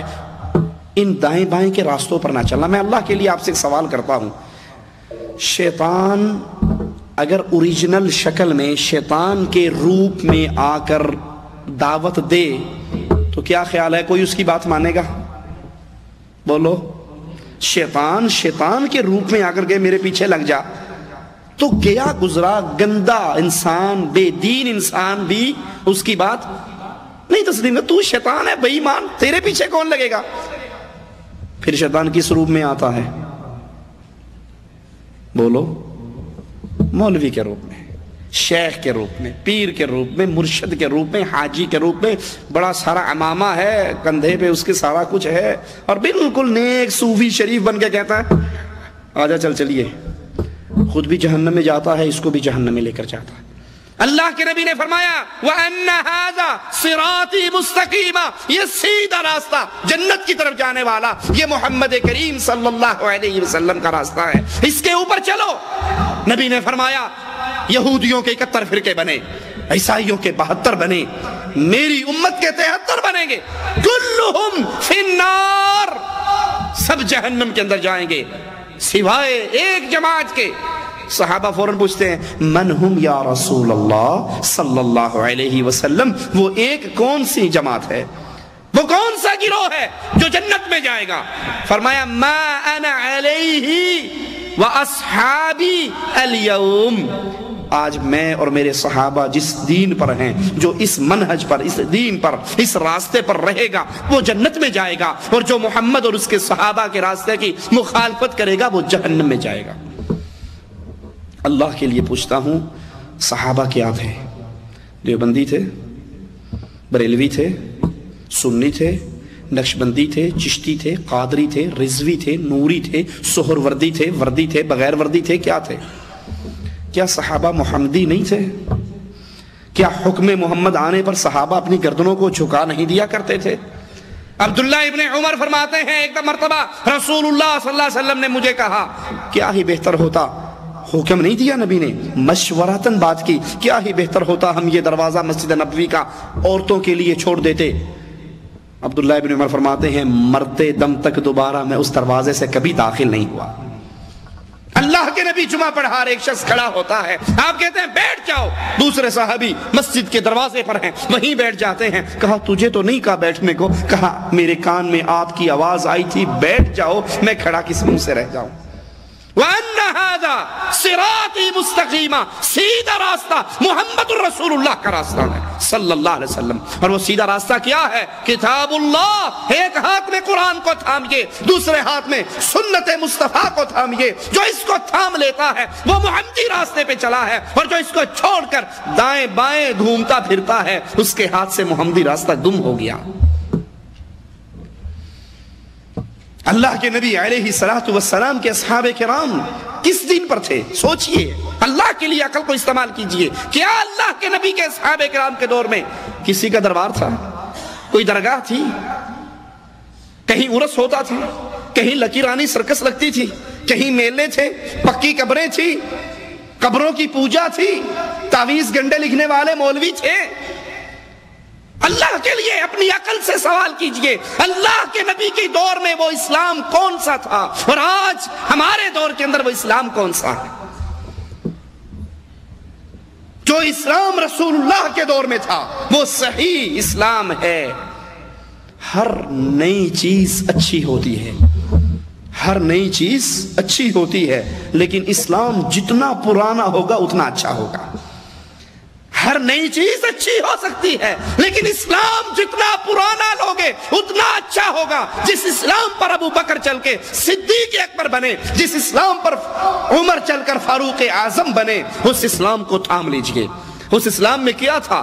اللہ کی عبادت، محمد کا طریقہ صلی اللہ علیہ وسلم، اس کے علاوہ اور کچھ نہ تھا۔ مالک بھی یہ حکم دے رہا ہے وَأَنَّ هَذَا صِرَاطِي مُسْتَقِيمًا، اللہ کا سیدھا راستہ، محمد کریم کا سیدھا راستہ یہ ہے، اس کے اوپر چلو۔ وَلَا تَتَّبِعُوا السُّبُلَ، مختلف پگڈنڈیوں پر نہ چلو، مختلف راستوں پر نہ چلو۔ کیوں؟ فَتَفَرَّقَ بِكُمْ عَنْ سَبِيلِهِ، ان راستوں پر چلو گے تم اصل راستے سے گمراہ ہو جاؤ گے۔ ہمارے ہاں مولوی کیا پٹی پڑھاتا ہے؟ جی آپ کیا سمجھتے ہیں؟ اللہ نے اپنے نبی صلی اللہ علیہ وسلم کی ہر ادا کو زندہ رکھنا تھا، ہر سنت کو زندہ رکھنا تھا، تو کوئی یہ کر رہا ہے، کوئی وہ کر رہا ہے، کوئی اس سنت کو پکڑ رہا ہے، کوئی اس سنت کو پکڑ رہا ہے، یہ سارے مختلف راستوں سے چل کر جا رہے ہیں۔ اصل میں مقصد سب کا جنت میں جانا ہے، مقصد سب کا رسول اللہ کی اتباع ہے، راستہ اپنا اپنا ہے، کوئی ادھر سے ہو کر گیا، کوئی ادھر سے ہو کر گیا۔ مالک کہتا ہے فَتَفَرَّقَ بِكُمْ عَنْ سَبِيلِهِ، اگر تم محمدی راستے کو چھوڑ کر غیروں کے راستے کو پکڑو گے تو تم سیدھے راہ سے گمراہ ہو جاؤ گے۔ محمدی راستہ کیا ہے؟ صلی اللہ علیہ وسلم، کتاب اللہ اور سنت رسول اللہ۔ مثال دے کے اپنی بات ختم کرتا ہوں۔ دودھ خالص کون سا ہوتا ہے؟ جو بھینس کے تھن سے نکلے وہی خالص ہوگا نا۔ جو بھینس کے تھن سے دھار نکلتی ہے یہ خالص دودھ ہے۔ اب اس میں کوئی نلکے کا پانی ملا دے، ملاوٹی، دریا کا پانی ملائے، ملاوٹی، کنویں کا پانی ملائے، ملاوٹی، جوہر کا ملائے، ملاوٹی، بارش کا ملائے، ملاوٹی، جو مرضی پانی ملا دے، ملاوٹی۔ ایک آدمی وہ کہتا ہے کہ کنویں کا، جوہر کا، نہر کا، نلکے کا یہ تو عام پانی ہے نا، مولوی صاحب میں دودھ کے اندر زمزم کا پانی ملاتا ہوں، مکہ سے منگواتا ہوں، زمزم ڈال کے بیچتا ہوں دودھ میں، تو میرا دودھ تو پھر خالص رہے گا نا خالص نہیں ہوگا۔ کیا خیال ہے آپ کا؟ زمزم ڈال کر ملاؤ گے، زمزم ڈال کر بیچو گے تو دودھ خالص رہے گا؟ بلکہ حقیقت کیا ہے کہ یہ زمزم ڈال کر بیچنے والا زیادہ فراڈیا ہے۔ نلکے اور ٹونٹی والے سے زیادہ فراڈیا وہ ہے جو زمزم ڈال کے بیچ رہا ہے، کیونکہ زمزم کے تقدس کو لے کر آیا ہے نا، کہ اتنا پاک پانی یہ ڈالنے سے ملاوٹی کیسے ہو سکتا ہے؟ یہی ہم نے کیا ہے۔ دودھ کے اندر جو خالص اسلام تھا اس کے اندر کہیں کسی نے کوئی پیر صاحب کو ڈال دیا، کسی نے کوئی شیخ کو ڈال دیا، کسی نے 12 امام کو ڈال دیا، کسی نے اتنے امام کو ڈال دیا، کسی نے اس کو ڈال دیا، کسی نے اس کو ڈال دیا۔ آپ اس میں کسی کو مرضی ڈال دو، دین کو آپ نے خالص نہیں رہنے دیا۔ دین خالص اسی وقت تک ہے جب تک یہ قال اللہ اور قال الرسول تک ہے۔ ذالکم وصاکم بہ لعلکم تتقون، یہ اللہ کی طرف سے حکم ہیں، وصیتیں ہیں، اس پہ عمل کرو، اس پہ عمل کرو گے تو تم متقی بن جاؤ گے، متقی بنو گے تو پھر اللہ سے امید ہے کہ اللہ ہمارے گناہوں کو معاف فرما کے ہمیں جنت الفردوس میں اعلیٰ مقام عطا فرمائے گا۔ اللہ تو ہمارے گناہوں کو معاف فرما دے، اللہ تو ہماری خطاؤں کو معاف فرما دے، اللہ تو ہماری سیاہ کاریوں کو معاف فرما دے، ہمیں زندہ رکھ، ایمان پر رکھ، اسلام پر رکھ، توحید پر رکھ، ہمیں موت دے تو اس حال میں دے۔ اے اللہ تو ہم سے راضی ہو، ہم تجھ سے راضی ہوں۔ اقول قولی ھذا واستغفر اللہ لی ولکم ولسائر المسلمین فاستغفروہ انہ هو الغفور الرحیم۔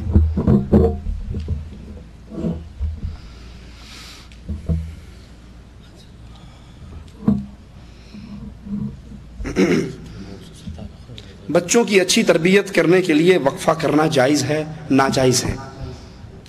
یہ بہانے ہیں شیطان کے، جو عورتوں کو پٹی پڑھاتا ہے، 4 بچے ہو جائیں گے کیسے سنبھالوں گی؟ ہماری ماؤں نے سنبھالے تھے، نبی کی بیویوں نے کیسے سنبھالے تھے، صحابہ کی بیویوں نے کیسے سنبھالے تھے۔ یہ فراڈ ہے، جھوٹ ہے۔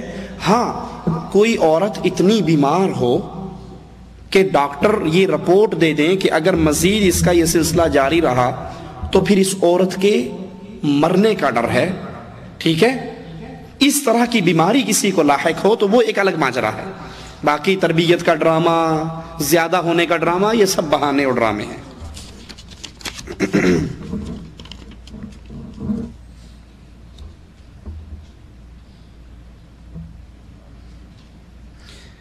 میرے 4 بچے ہو چکے ہیں، کسی ایک کا بھی حقیقہ نہیں کروایا، اب سب کا اکٹھا کوئی گائے بھینس کی شکل میں 4 کا ایک وقت میں ہو سکتا ہے۔ اللہ نے مال دیا ہے تو آپ ان کی طرف سے کر دیں، یہ صدقہ ہوگا، کیونکہ اس عقیقے کا وقت گزر چکا ہے۔ 7ویں دن سنت ہے عقیقہ کرنا، اور اگر وہ بڑے ہو چکے ہیں اگر آپ کریں گے تو صدقے کا ثواب انشاءاللہ ملے گا۔ اگر جن یا شیطان کا آسیب ہو اور کوئی بھی آسیب زدہ ہو تو اس کے لیے اس کو کیسے ٹھیک کریں؟ تعویذ کی ضرورت نہیں پڑتی، صرف دعا کرنے سے تو جن شیطان نہیں چھوڑے گا، تو کیا کریں؟ تعویذ کرنے سے چھوڑ دے گا؟ شیاطین اور جنات کا علاج اللہ مالک کا یہ قرآن ہے۔ شیاطین اور جنات کا علاج اللہ مالک کا یہ قرآن ہے۔ تعویذ تو مولوی کے پیٹ کا دھندا ہے، اسے پتہ ہے خالی پھونک ماروں گا نا، دم کر کے خالی کیتا تو کچھ ہے نہیں، تو پیسے ہیں بھی لے لے، کچھ لکھ کر دوں گا تو کہیں گے بھی محنت ہوئی ہے، کچھ سائن ہوئے ہیں، سیاہی لگی ہے۔ اب تو مولوی اتنے زیادہ ایڈوانس ہو گئے ہیں، تعویذوں کے لیے انہوں نے مہریں چھاپ چھاپ کے رکھی ہوئی، اب لکھتے نہیں، وہ دور گیا، ایڈوانس آ گیا نا، اب ٹھپا لیا مارا اور دے دیا، ٹھپا لیا اور مارا اور دے دیا، ٹھیک ہے۔ رسول اللہ صلی اللہ علیہ وسلم نے فرمایا کسی کے گھر سورۃ بقرہ پڑھی جائے روزانہ تو شیطان وہاں سے بھاگ جاتا ہے۔ یہ طریقے ہیں، قرآن کو پڑھیے، سورۃ بقرہ کو پڑھیے، رقیہ شرعیہ بازار سے کیسٹ ملتی ہے، کتاب ملتی ہے، وہ گھر میں چلائیے، اس دعاؤں کو پڑھیے، مریض کے کان میں آیت الکرسی پڑھیے، سورۃ فاتحہ پڑھیے، تو انشاءاللہ شیاطین بھاگ جائیں گے۔ شیاطین آتے کیوں ہیں یہ بھی غور کر لو۔ جب گھر کے اندر ڈش انٹینا لگا ہوا ہوگا، بے پردگی ہوگی، بے حیائی ہوگی، گانے باجے ہوں گے، تو یہاں شیطان نہیں آئے گا تو اور کون آئے گا؟ رحمت کے فرشتے تو پہلے ہی گھر میں داخل ہوتے ہی بہت بڑی بتوں سے پورا گھر سجا ہوا ہے، یہ عمران خان ہے، یہ وسیم اکرم ہے، یہ عرفان پٹھان ہے، اور یہ کوئی اور خان ہے، مسجد میں کھڑے ہو کے ان کا نام نہیں لیا جا سکتا، جو ادھر کے خان ہیں۔ تو فلمی اداکاراؤں، کنجروں کنجریوں کی تصویروں سے جب میرا گھر بھرا ہوا ہوگا تو رحمت کا فرشتہ آئے گا؟ جب رحمت کا نہیں آئے گا تو پھر وہاں پر جادو ہی ہوگا، شیطان ہی آئے گا، تو اور کیا آئے گا؟ والدین کی خدمت کرنا ہے، والدین کا انتقال ہو چکا ہے، سوتیلی ماں ہے، اس کے ساتھ کیا سلوک کیا جائے؟ جبکہ سوتیلی ماں نے ہمارے اوپر بہت ظلم کیا، بچوں کو مارا پیٹا۔ والدین، ایک صحابی نے آ کر پوچھا تھا کہ میرے ماں باپ مر جائیں تو میں پھر ان کے ساتھ بھلائی کیسے کروں؟ مر جائیں، ہمارے ہاں تو زندہ کی بھلائی کوئی نہیں کرتا، اور صحابہ کی سوچ کیا تھی کہ مرنے کے بعد کیسے بھلائی کروں؟ فرمایا ان کے لیے دعائے خیر، ولد صالح یدعو لہ، اپنے ماں باپ کے لیے دعائیں کیجئے، یہ بہت بڑی نیکی ہے۔ نمبر 2، والدین کے جو عزیز و اقارب رشتہ دار، چچا، تایا، پھوپھی، اس کے دوست، ان کے ساتھ بھلائی کیجئے، اس کا اجر و ثواب بھی ماں باپ کو ملے گا، اس کا اجر و ثواب بھی ماں باپ کو ملے گا۔ سوتیلی ماں آپ کی ماں ہے، سوتیلی ماں آپ کی ماں ہے، اس کی خدمت کیجئے. جو اس نے کیا اللہ اسے معاف کرے، وہ معاملہ اس کے ساتھ ہے. لیکن جو آپ کرو گے اپنے والدین کے لیے صدقہ جاریہ بننے کے لیے، اور پھر اس دین اسلام کی خدمت کرو، سیڈیاں بانٹو، کیسٹیں بانٹو، کتابیں بانٹو، لوگوں کو درسوں میں کھینچ کے لاؤ. آپ کے ذریعے جتنے دین کی خدمت ہوگی آپ کو بھی ثواب ملے گا اور ماں باپ کو بھی ثواب ملے گا. یہ کرنے کے کام ہیں. ہم تو یہ کرتے نہیں ہیں، اور جب چھٹی جاتے ہیں دیگ پکا کے مولوی کو بلایا، کھانا کھلایا، اور اس سارا ثواب باپ کی روح کو بلٹی کر دی اور وہاں سے بلٹی چھوٹ جاتی ہے. یہ بلٹی سسٹم اسلام میں نہیں ہے کہ یہاں سے بنا بنا کے بھیجتے رہو اور وہاں جان چھوٹتی رہے. جو آپ نیک کام کرو گے وہ ملے گا. اللہ کے نبی نے فرمایا 3 کام ملتے ہیں: ولد صالح یدعو لہ، نیک بیٹا دعا کرے، صدقۃ جاریہ، اس کا ثواب ملتا ہے، اور علم ینتفع بہ، جو علم پڑھا کر گیا اس کا فائدہ بھی مرنے کے بعد ملتا ہے.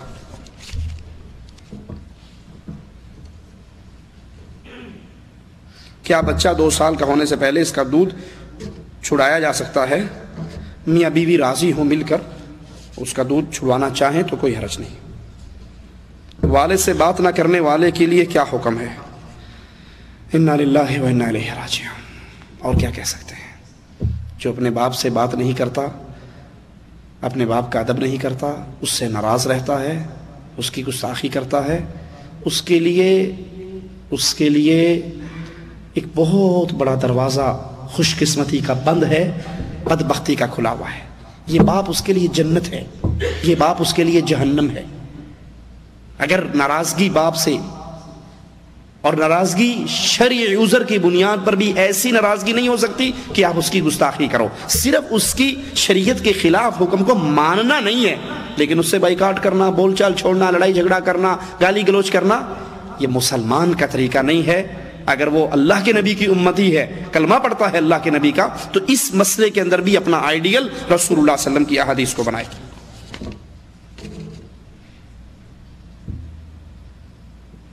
والدین کی وفات کے بعد اولاد کچھ کرنا چاہے، دعائے خیر کرے اس کے لیے. ولد صالح یدعو لہ،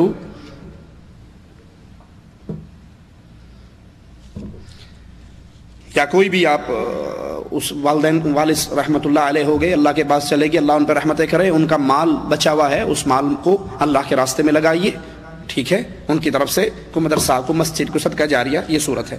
آج کشمیر میں جو جہاد چل رہا ہے، اس کو جہاد کہیں گے یا مقاتلہ کہیں گے؟ اگر مقاتلہ ہے تو اس میں مرنے والوں کو شہید کہیں گے نہیں، اور اگر جہاد ہے تو جہاد کی تعریف کریں. صحیح مسلم میں رسول اللہ صلی اللہ علیہ وسلم کی حدیث موجود ہے. ایک شخص نے آ کر سوال کیا، ایک شخص مال کے لیے لڑتا ہے، ایک شخص قوم قبیلے کے لیے لڑتا ہے، ایک شخص وطن کے لیے لڑتا ہے. من قاتل فی سبیل اللہ، اللہ کے راستے میں مجاہد قتال کون کر رہا ہے؟ تو رسول اللہ صلی اللہ علیہ وسلم نے اصول سمجھایا. یہ اصول ہر جگہ پہ فٹ کر لو، ٹھیک ہے. آپ نے فرمایا من قاتل لتکون کلمۃ اللہ ہی العلیٰ فہو فی سبیل اللہ. جو اس لیے لڑائی لڑے، جو اس لیے جنگ کرے کہ اللہ کی توحید، لتکون کلمۃ اللہ، اللہ کا کلمہ، اللہ کی توحید، لا الہ الا اللہ کی حکومت غالب آئے، فہو فی سبیل اللہ، یہ اللہ کے راستے کا مجاہد ہے. اور اس کے علاوہ کوئی وطن کی آزادی کے لیے لڑتا ہے، کوئی قوم اور قبیلے کے لیے لڑتا ہے، مال اور دولت کے لیے لڑتا ہے، تو وہ جہاد فی سبیل اللہ نہیں ہے. کشمیر کی جنگ کے 3 مقصد ہیں. 3 نظریوں کے لوگ کشمیر کے اندر لڑ رہے ہیں. ایک لبریشن فرنٹ والے جو مقامی کشمیری ہیں، ان کا نعرہ ہے کشمیر بنے گا خود مختار. میں نے خود ان کے نعرے کئی پہاڑیوں پر پڑھے ہیں آزاد کشمیر میں سے گزرتے ہوئے، کوٹلی سائڈ پر. وطن یا موت، وطن یا قبر، وطن یا کفن. ان کی جنگ کفر کی جنگ ہے، وطنیت کی جنگ ہے، یہ جہاد فی سبیل اللہ نہیں ہے. دوسرا گروہ مفتی سعید عبداللہ گروپ، میر وائز گروپ، جو انڈیا کے ساتھ الحاق چاہتے ہیں. جو مقامی اس وقت حکومت ہے وہ انڈیا کے ساتھ الحاق چاہتی ہے، تو انڈیا کے ساتھ الحاق کرنے والے بھی اللہ کی توحید کے لیے نہیں لڑ رہے، وہ بھی وطن پرستی کی جنگ کر رہے ہیں. وطنیت کی جنگ ہے، اسلام نہیں ہے. کڑوی بات ہے لیکن مجبور ہوں، مسجد میں کھڑا ہوں، ڈنڈی نہیں مار سکتا، جھوٹ نہیں بول سکتا. قیامت کے دن آگ کی لگام پہنائی جائے گی اس مولوی کو جو لوگوں کے ماتھوں پہ پڑنے والے بل کو دیکھ کر مسئلہ بدل جاتے ہیں. مسجد میں کھڑا ہوں، جھوٹ نہیں بول سکتا، پوچھا گیا ہے تو مجبور ہوں جواب دینے پر۔ جو پاکستان سے لوگ جا کے کشمیر میں لڑ رہے ہیں، جن کو ISI لڑوا رہی ہے، پاکستانی فوج لڑوا رہی ہے، ان کی ٹریننگ پاکستانی فوج کرواتی ہے، ان کے ٹریننگ سینٹر وہ چلاتی ہے، ان کو چندہ وہ دیتی ہے، فنڈنگ وہ دیتی ہے، ان کے رسالے وہ چھپواتی ہے، ان کے خرچے وہ اٹھواتی ہے، بندہ اندر جا کے مر جاتا ہے، 40,000 روپے تنظیم کو پاکستانی فوج دیتی ہے۔ ان کا نظریہ کیا ہے؟ کشمیر بنے گا، بولو، کوئی پاکستانی نہیں بیٹھا یہاں پر، کشمیر بنے گا، کشمیر بنے گا پاکستان۔ تو کشمیر بنے گا پاکستان کس چیز کے لیے لڑ رہے ہیں؟ پاکستان کے لیے۔ تو وطن کی جنگ ہے، اسلام نہیں ہے، توحید نہیں ہے، کفر کی جنگ ہے، وطنیت کی جنگ ہے۔ ٹھیک ہے، میری بات کڑوی ہے لیکن معاف کر دینا، چندہ لینے نہیں آیا، دوبارہ نہ بلانا، نہیں آؤں گا، ناراض ہو جاؤ گے تو۔ لیکن یاد کر لو، یاد کر لو، ہمارے پاکستان لاہور میں نے دیکھا ہے کئی تنظیموں کے جلسوں کو اشتہار چھپتے ہیں، تکمیل پاکستان، استحکام پاکستان، کہ کشمیر کی جنگ تکمیل پاکستان کی جنگ ہے، کشمیر کی جنگ استحکام پاکستان کی جنگ ہے۔ ایک مولوی صاحب بہت بڑے ہیں، میں نام نہیں لیتا، ان کی تقریر سن رہا، وہ کہنے لگے تم نہیں سمجھتے پاکستان یو، اگر انڈیا کشمیر میں جیت جاتا ہے تو پھر اگلا اٹیک پاکستان پر ہوگا۔ ٹھیک ہے، یہ کشمیر کی جنگ پاکستان کے پانیوں کی جنگ ہے، پاکستان کا پانی روک لے گا انڈیا ہند میں، کشمیر میں۔ تو یہ سارے نعرے وطنیت کے نعرے ہیں، یہ لا الہ الا اللہ کے نعرے نہیں ہیں، یہ توحید کے نعرے نہیں ہیں۔ اور جو لاہور سے اٹھ کر سری نگر میں لڑنے کے لیے جا رہا ہے اور وہ کہتا ہے میں تو توحید کے لیے لڑ رہا ہوں، تو اس کو پوچھو تجھے لاہور میں حجویری کا تجھے لاہور میں گھوڑے شاہ کا دربار نظر نہیں آتا؟ لاہور میں پھیلتا ہوا شرک اور کفر نظر نہیں آتا؟ اپنے گھر میں آگ لگی ہے، کسی کی جھوپڑی کی آگ بجھانے جا رہا۔ ٹھیک ہے، تو جنگ ہوتی ہے لا الہ الا اللہ کے لیے جو لڑی جائے، وہ توحید کی جنگ ہے۔ وطنیت کی جنگیں سیاسی جنگیں ہیں، اور اس میں اگر کوئی مارا جاتا ہے وہ اپنے اپنے ایمان اور عقیدے پہ اٹھایا جائے گا۔ مواحد مرے گا، رسول اللہ صلی اللہ علیہ وسلم نے فرمایا من قتل دون عرضه فهو شہید، من قتل دون ماله فهو شہید، جو جان بچاتے ہوئے مارا گیا شہید ہے، جو عزت بچاتے ہوئے مارا گیا وہ شہید ہے، جو مال بچاتے ہوئے مارا گیا وہ شہید ہے۔ اپنے اپنے مواحد مرے گا تو جنتی ہے، مشرک مرے گا تو وہ کشمیر میں مرے، افغانستان میں مرے، عراق میں مرے، جہاں مرضی مر جائے، یا علی مدد کہنے والا مرے گا تو سیدھا جہنم میں، غریب نواز کا بندہ مرے گا تو جہنم میں، کشمیر میں لڑنے کی وجہ سے وہ جنتی نہیں ہو سکتا۔ ٹھیک ہے، ایمان توحید پہلے ہے، باقی سارے عقیدے اور اعمال بعد میں ہیں۔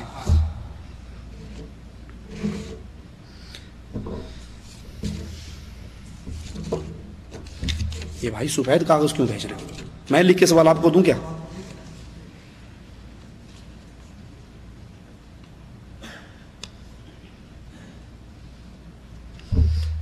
ہماری عاجزانہ آپ سے التماس ہے کہ آپ 3 ہفتے کے بعد ICC میں آئیں اور وہاں جمعہ ایک نماز کا خطبہ دیں انشاءاللہ، اللہ نے توفیق دی تو آئیں گے، اللہ نے چاہا۔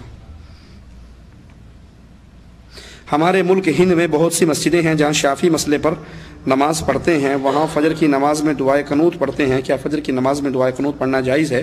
فجر کی نماز میں دعائے قنوت حدیث سے ثابت ہے، جب مسلمانوں پر حالات پریشانی کے ہوں، مظلوم ہوں، ظلم ہو رہا ہو تو ان کی مدد کے لیے دعا کرنا، کفار کے لیے بد دعائیں کرنا، یہ حدیث سے ثابت ہے۔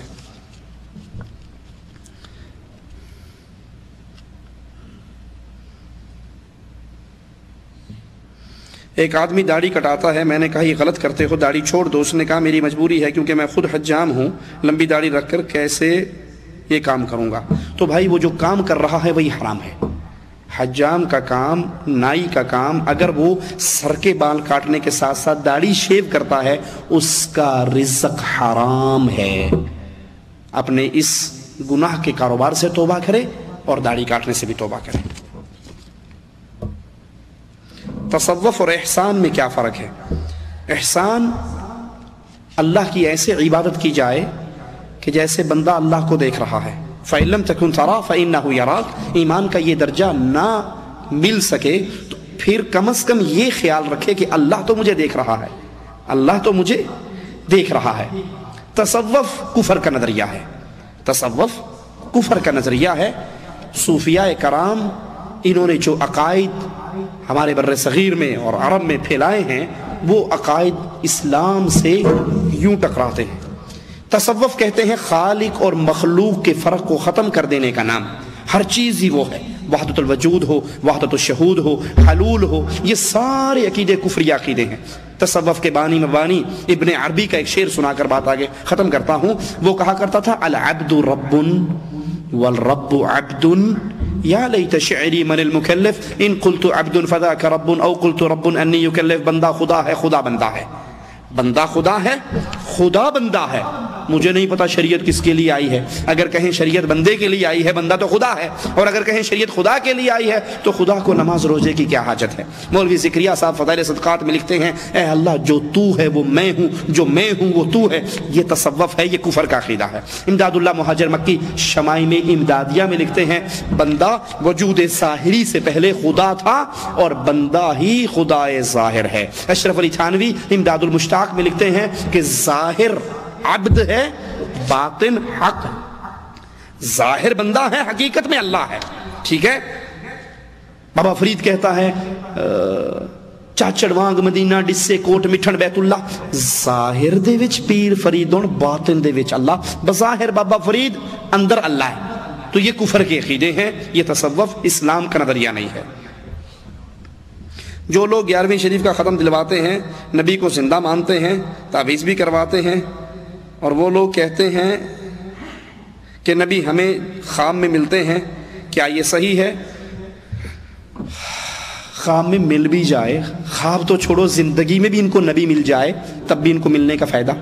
ابو جہل کو نبی زندگی میں ملتا تھے نہیں ملتے تھے؟ ابو جہل زندہ تھے، اللہ کے نبی زندہ تھے تو ابو جہل ملتا تھا نا. اللہ کے نبی زندہ تھے، ابو لہب ملتا تھا، کوئی فائدہ ہوا؟ جس بندے کے عقیدے میں شرک ہے، ٹھیک ہے، اس کی کسی بات کی تصدیق نہیں ہو سکتی. اس کے پاس شیطان آتا ہے جو اس کو بتاتا ہے کہ 11ویں دیا کر. نبی شرک کی دعوت نہیں دیتے. یہ اعمال شرکی اعمال ہیں. اللہ کے دیے ہوئے رزق کو غیر اللہ کے نام پہ بانٹنا شرک ہے. نبی صلی اللہ علیہ وسلم کو زندہ مانتے ہیں، زندہ مانتے ہیں تو پھر جلسہ کرواتے ہوئے تقریر طاہر القادری سے کیوں کرواتے ہیں؟ Common sense. اللہ کے نبی کو کہتے ہو زندہ ہے. سنا ہے ہر عاشق کے گھر تشریف لاتے ہو، ہمارے گھر میں بھی ہو جائے چراغاں یا رسول اللہ. ہیں دم بدم پڑھو درود، حضرت بھی ہیں یہاں موجود. آگے تاج والے. کرسی بڑی خوبصورت سجتی ہے. کسی نے پوچھا بھائی یہ کرسی اتنی پیاری ربیع الاول میں سجی ہوئی کیوں؟ کہا تجھے نہیں پتا گستاخ، ادھر اللہ کے نبی آ کر بیٹھیں گے. کہا اچھا جب آئیں تو مجھے دکھا دینا، میں بھی دیکھ کر صحابی بن جاؤں گا، صحابی کا مقام مل جائے گا، میں بھی زیارت کر لوں گا. کہا تو گستاخ ہے، تیری آنکھیں وہابی ہیں، دیکھ نہیں سکتی، تمہیں نہیں نظر آئیں گے. اس نے کہا میں اکھا بند کر لاں گا، میرا ہاتھ لوا دیا جائے. نبی بیٹھے. ٹھیک ہے. آپ کے عقیدے کے مطابق نبی زندہ ہیں، آتے ہیں، موجود ہوتے ہیں، تو تقریر طاہر القادری صاحب کیوں کرتے ہیں؟ نبی سے خطبہ کیوں نہیں دلواتے؟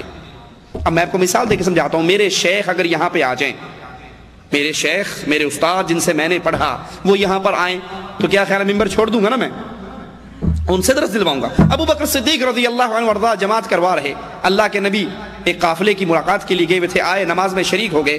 ابو بکر رضی اللہ عنہ وارضاہ کو احساس ہوا کہ اللہ کے نبی آ گئے ہیں تو وہ الٹے قدموں نماز سے پیچھے، مصلی سے پیچھے ہٹے. اگرچہ اللہ کے نبی نے ہاتھ سے اشارہ بھی کیا کہ کھڑے رہو، پڑھاؤ نماز، لیکن وہ پیچھے ہٹ گئے. نبی نے آ کر جماعت پوری کروائی. سلام پھیرنے کے بعد رسول اللہ صلی اللہ علیہ وسلم نے کہا کہ ابو بکر میں نے جب کہا تھا تجھے کہ نماز پڑھاتا رہے، پیچھے کیوں رہا؟ کہا ابو قحافہ کے بیٹے کے لیے کیسے جائز ہے کہ رسول اللہ پیچھے کھڑے ہیں اور وہ امامت کے مصلی پہ کھڑا رہے. کہو پھر تم سے بڑا گستاخ بھی کوئی ہے؟ نبی کو اپنے اندر مانتے ہو، نہ ان سے تقریر کرواتے ہو، نہ ان سے امامت کرواتے ہو، نہ ان سے خطبہ دلواتے ہو. حقیقت یہ ہے کہ اللہ کے نبی اللہ کی جنتوں میں آرام کر رہے ہیں، دنیا سے مر کے جا چکے ہیں.